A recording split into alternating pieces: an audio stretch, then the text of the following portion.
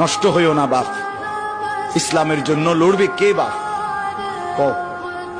মুরব্বীরা তো চলে যাবে বাপ।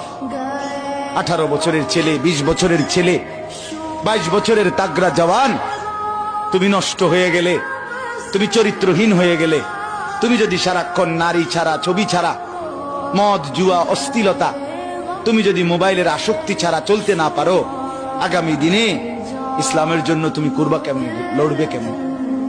আগামী প্রজন্ম তোমার হাতে নিরাপদ দিন পাবে কেমন? বেঁচে থাকার নিরাপত্তা মিলবে না। বেঁচে থাকা 53 বছর বাংলাদেশের বয়স, 53 বছরের সমাজে বেনামাজির সংখ্যা যদি এত বেশি হয়, 53 বছরের ভিতরে মোবাইলে আসক্ত যুবকের সংখ্যা যদি এত বেশি হয়, 53 বছরের ভিতরে বেপর্দা নারীর পরিমাণ যদি এত বেশি হয়, এত মসজিদ মাদ্রাসা চারদিকে থাকার পরেও যদি এই মসজিদ মাদ্রাসা ষড়যন্ত্রের কারণে কমে যায়,